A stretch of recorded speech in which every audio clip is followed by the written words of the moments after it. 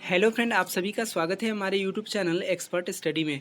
Friend, आज की इस वीडियो में मैं फाइनली बात करने वाला हूं रेलवे अप्रेंटिसशिप कैडेट की रिगार्डिंग एक बड़ी अपडेट्स के ऊपर। तो फ्रेंड, इससे पहले अगर आप मेरे चैनल पे पहली बार आए हैं तो प्लीज़ चैनल को सब्सक्राइब कर दीजिएगा और साथ में बेल आइकन को प्रेस कर दीजिएगा।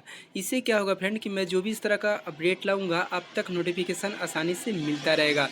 तो फ्रेंड, सबसे पहले मैं आप लोगों को एक बात क्लियर कर देना चाहता हूं कि मैं यहां पे बात कर रहा हूं वैसे अप्रेंटिसशिप कैडेट के रिगार्डिंग जिन्होंने अपनी अप्रेंटिसशिप रेलवे इस्टेब्लिशमेंट से कंप्लीट कर ली है। ठीक है। तो फ्रेंड, रेलवे अप्रेंटिसशिप की भर्ती देश के सभी कारखानों में होगी, लेकिन ठेका पे होगा। ठीक है। यहाँ पे आप लोगों को परमानेंट नौकरी नहीं देने की बात कर रही है, ठेका पे आप लोगों को रखा जाएगा। ये मैं नहीं कह रहा हूँ, ये रेलवे जमालपुर की तरफ से ये अपडेट्स दिया गया है। चलिए मैं आपको लेकर के चलता हूँ जमालपुर वाले अपडेट्स के ऊपर। तो फ्रेंड, यहाँ पे आप देख सकते हैं जमालपुर रेल कारखानों में प्रशिक्षित अप्रेंटिस करेंगे वैगन का मेंटेनेंस। ठीक है। यानी कि अप्रेंटिसशिप कैडेट करेंगे वैगन का मेंटेनेंस।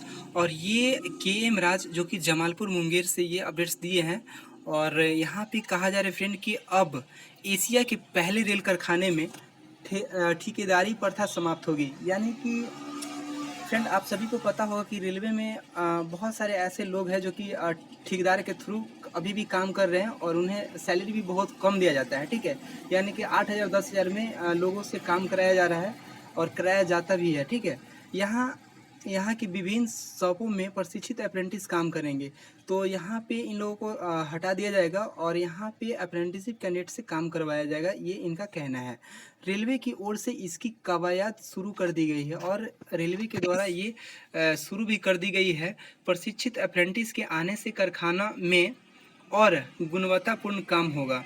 यानी कि फ्रेंड, यहाँ पे कहा जा रहा है कि प्रशिक्षित अप्रेंटिसशिप कैडेट आएंगे तो यहाँ का जो कारखाना है वो बहुत ही तेज़ी से चलेगा। ठीक है।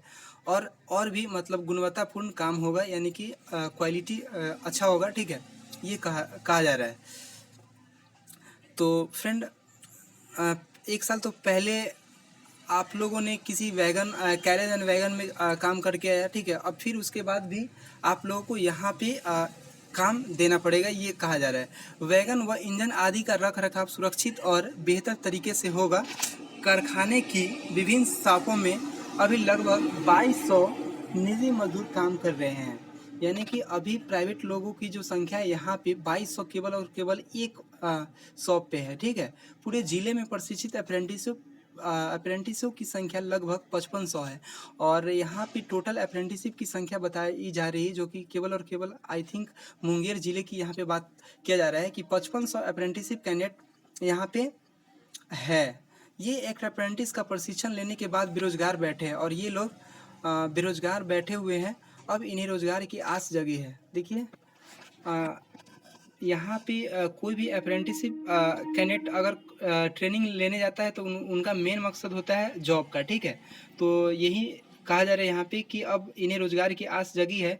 इस वित्तीय वर्ष में 720 वैगन यानी कि मालगाड़ी के डिब्बे, 5 डीजल इंजन, 9 टावर कार के साथ ही नए वर्कलोड में 2 इलेक्ट्रिक इंजन मिले हैं। पिछले वर्ष 654 वैगनों की मरम्मत की गई थी। तो इस बार का जो टारगेट रखा गया है इसमें 720 वैगन मालगाड़ी के डिब्बे मिले हैं और 5 डीजल इंजन और 9 टावर कार के साथ ही नए वर्कलोड में 2 इलेक्ट्रिक इंजन में मिले हैं। तो इन सभी को मतलब काम करके देना है, इन सभी का मरम्मत करके देना है। पूर्व रेलवे के जीएम, ठीक है, पूर्व रेलवे के जीएम और एआईआरएफ के महामंत्री शिव गोपाल मिश्रा की पहल पर रेलवे बोर्ड ने जमालपुर रेल कारखाना को इसके लिए प्रथम वरीयता दी है और सबसे पहले रखा गया है। ठीक है। जमालपुर रेल कारखाना को रखा गया है, उसके बाद फिर आईसीएफ हो जाएगा। ठीक है। और भी है चितरंजन वगैरह और यूपी में भी है बहुत सारे। तो बोर्ड का मानना है कि प्राइवेट मजदूर से कार्य लेने पर गुणवत्ता की घोर अभाव देखा जा रहा था। ठीक है। इसे देखते हुए भारतीय रेल ने यह प्रयोग करने का फैसला लिया है। जब रेलवे को इतना फिक्र है तो रेलवे को न्यू रिक्रूटमेंट निकालना चाहिए था। क्योंकि फ्रेंड, आप सभी को यह भी पता होगा फ्रेंड कि 2019 के बाद रेलवे में कोई भर्ती देखने को नहीं मिला है। 2018 और 19 में भर्ती आया था जिसमें 1,03,000 के आसपास रेलवे ग्रुप डी की रिक्रूटमेंट आया था, और 2018 में एएलपी का रिक्रूटमेंट आया था। उसके बाद फ्रेंड अभी तक एएलपी की न्यू रिक्रूटमेंट यहाँ पे रेलवे में नहीं आया है। ईस्टर्न रेलवे के सीपीआरओ कौशिक मिश्रा ने बताया कि यह रेल हित में नया प्रयोग है और रेल कारखाने में प्राइवेट मजदूर की जगह पर प्रशिक्षित एक अप्रेंटिसशिप कर्मियों से काम लेने पर मंथन चल रहा है, यानी कि जो भी अप्रेंटिसशिप कैडेट होंगे उनसे अब काम लिया जाएगा, ये कहा जा रहा है। जल्द ही इस पर निर्णय आएगा।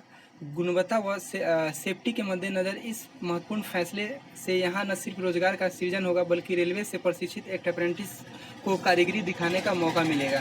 तो फ्रेंड देखिए यहाँ पे अप्रेंटिसशिप कैंडिडेट को कैसे घुमाया जा रहा है, ठीक है। यानी कि इनको कहा जा रहा है कि अगर ये अगर इन शॉपों में काम करने आते हैं तो रेलवे का मतलब अच्छा प्रोग्रेस होगा, ठीक है, और ये अपनी कारीगरी दिखाएंगे। तो ये कारीगरी क्यों दिखाएंगे? इन्होंने तो पहले ही 2 साल आईटीआई का ट्रेनिंग किया, ठीक है, उसके बाद इन्होंने 1 साल अप्रेंटिसशिप की ट्रेनिंग की। अब फिर इनको कारीगरी दिखाने की क्या ज़रूरत है, ठीक है। अब इन लोगों को परमानेंट नौकरी देना चाहिए, चाहे सरकार को इसके लिए कोई भी नियम लाना न पड़े, है ना। लेकिन इन लोगों को परमानेंट नौकरी होना चाहिए, चाहे जीएम पावर के थ्रू हो या न्यू रिक्रूटमेंट के माध्यम से हो। तो यहाँ पे सरकार को जल्द से जल्द भर्ती निकालना चाहिए ताकि जो भी अप्रेंटिसशिप कैंडिडेट है जो 2019 की भर्ती में रह गए हैं किसी कारणवश, तो उन लोगों का यहाँ पे सिलेक्शन हो जाता। तो फ्रेंड यही वो अपडेट्स था। और फ्रेंड आप लोग कमेंट्स करके बताइएगा, कमेंट जरूर कीजिएगा कि ये जो सरकार का जो पहल है ये सही है या गलत है, ठीक है। फ्रेंड हमें नहीं लगता कि ये सही है, ठीक है। तो फ्रेंड आज के लिए इतना ही रखता हूँ, फिर मिलते हैं आपके साथ नेक्स्ट वीडियो में और बात करेंगे नेक्स्ट अपडेट की।